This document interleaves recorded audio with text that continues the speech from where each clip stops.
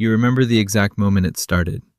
You're 19, passenger seat of your mom's 2009 Honda Civic. The check engine light has been on for 8 months.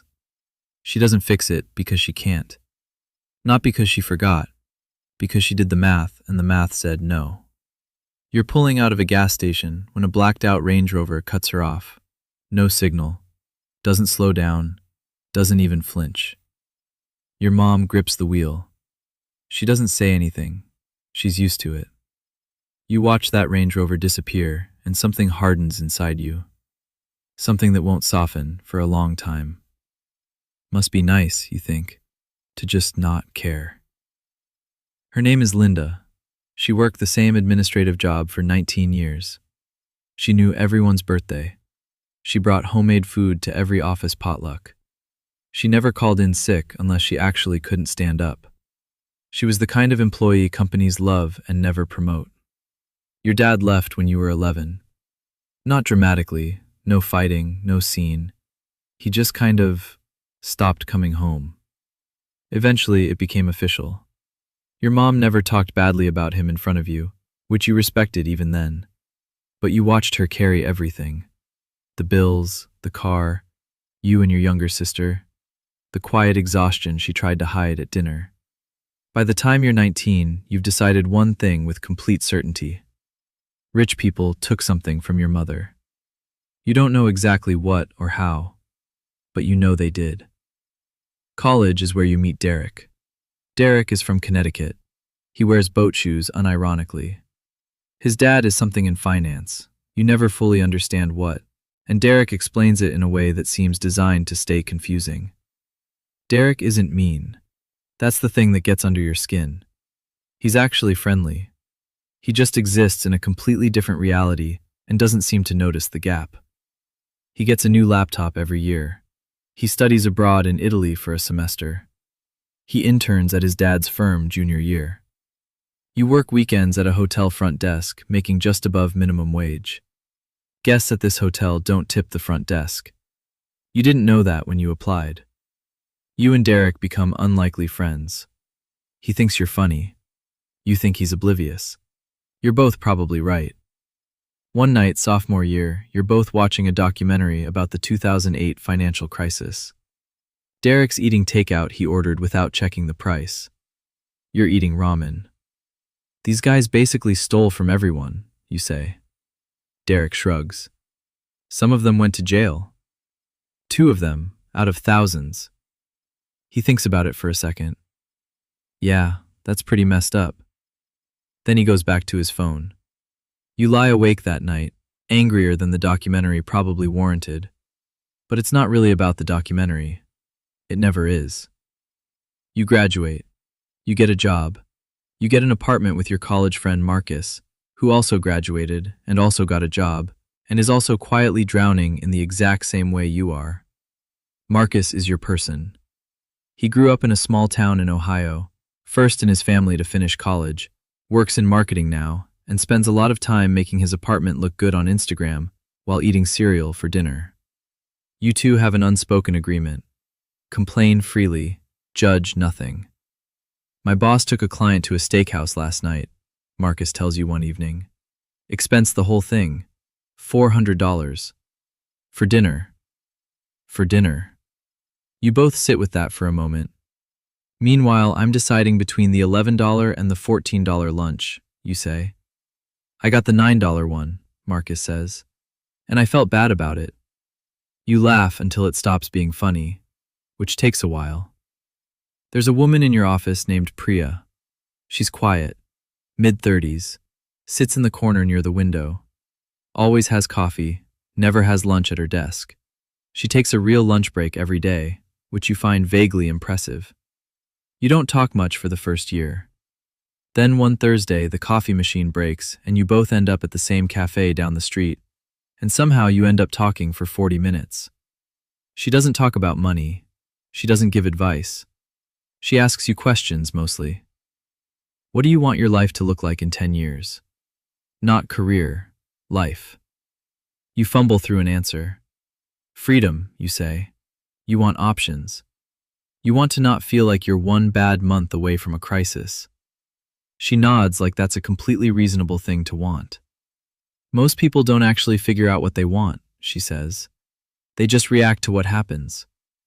You think about that on the walk back to the office. You think about it for about 3 weeks. You and Marcus have a ritual: Sunday takeout and complaining. One Sunday, he brings up a guy you both know from college, Jake. Jake, who is unremarkable in every way in school, who you both privately thought would end up fine, but not exceptional. Jake just bought a condo. You pull it up online. The listing is still there. $340,000 in a neighborhood neither of you could afford. How? Marcus says. His parents probably helped. Obviously, but still. You stare at the listing. Nice kitchen, exposed brick, the kind of place that photographs well and probably feels very adult to live in. Something complicated moves through you that isn't quite jealousy. It's more like confusion, like a math problem where you can't find where you went wrong. The change starts happening and you almost don't notice. It's not a book that changes you.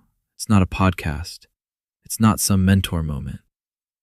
It's a Wednesday night when you can't sleep and you fall down a rabbit hole reading about how money actually works. Not inspiring content, actual mechanics. Dry, boring, important. You read until 2 a.m. and you feel like someone just told you the rules to a game you've been playing without knowing them. You don't become a different person that night, but you start paying attention differently. You start watching where money goes. Yours, other people's. You start noticing patterns. And the main pattern you notice is this: the people around you aren't broke because the system crushed them. Most of them are broke because nobody ever explained the rules, including you, including your mom. That last part sits heavy. You call her that weekend.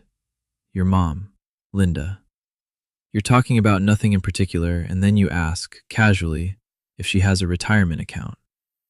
I have something through work. I've never really looked at it. How much is in it? I don't know, maybe $11,000? She's 54. You sit on that for the rest of the phone call. You make jokes, you ask about your sister, you say goodbye, and then you hang up and you just stare at the wall for a while. You think about 19 years at the same job. 19 years of birthday cards and potlucks and never calling in sick. $11,000. You don't become obsessed with money. You want to be clear about that.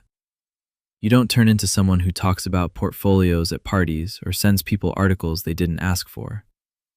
You just start making different decisions. Quietly, without announcing it. You start putting more aside. You stop buying things to fill gaps. You stop performing a version of your life for other people. Marcus notices. You've been weird lately, he tells you one night. Weird how? Like, calmer. It's unsettling. You laugh. I just stopped caring about some stuff. What stuff? You think about it. Stuff that wasn't mine to begin with. He squints at you, lets it go, orders more food. The Priya thing becomes a friendship. She's not a mentor. She'd hate that word. She's just someone who's a decade ahead of you and doesn't feel the need to prove it. One afternoon, she mentions offhandedly that she owns a rental property. You ask about it. She describes it plainly, the mortgage, the tenant, the math of it. You tell her you always thought landlords were exploiting people. She doesn't argue. She just says, I thought the same thing until I understood how it worked. Then I had to decide whether to stay angry or get practical. Can't you be both? You ask. She smiles. For a while. The years move differently now. You're 29 when you run into Derek at a mutual friend's wedding. He's in wealth management now, works with high net worth clients, he explains. He looks exactly the same. Boat shoes at a wedding somehow. He asks what you're up to. You give the short answer. Same company, doing well, bought a place recently. His eyebrows go up slightly. Nice, where? You tell him, He nods in a way that's not condescending, but that would have made you furious at 22. Now it just rolls off. You have a drink with him and you actually have a good time. You realize you stopped needing Derek to be a villain somewhere along the way. He was never really the problem. He was just the closest symbol of one. You're 32 when Marcus tells you he's moving back to Ohio. It's not defeat, he says. His mom is getting older. The cost of living is lower. He's tired. You go out the night before he leaves. Same takeout spot you've been going to for years. You don't talk about the big stuff until the end. You figured something out, he says. Not accusatory, just observational. I don't know. You did. You're different than when we graduated. So are you. Yeah, but differently. He pauses. I'm still reacting. You stop doing that. You don't know what to say to that, so you don't. At 34, your net worth crosses $400,000. You don't tell anyone. There's no one obvious to tell. Your mom doesn't know. Marcus would be happy for you, but you don't want it to land wrong. Priya probably has a good guess. You think about the kid in the passenger seat of the Civic, watching that Range Rover disappear. You think about what you would tell him, if you could. Not the financial stuff. He wouldn't hear it. He's too busy being angry, and honestly, the anger makes sense. You'd probably just say, the people in the Range Rover aren't the enemy, but they're also not the answer. You'd say, watch what your mother does with love and do the same thing with money. Give it consistently. Don't expect to see results right away. Trust the process even when nothing seems to be happening. You'd say, you're going to become someone you didn't expect. Try not to lose the part of you that noticed the check engine light. You don't drive a Range Rover. You thought about it, honestly. You could. Probably not the point of this story. You drive something reliable and paid off and completely unremarkable. But sometimes, at a gas station, you see someone in an older car, passenger seat, staring out the window at something they can't name yet, and you don't cut them off. If you want to see what would have happened if you'd actually bought Bitcoin in 2017, there's a video right here.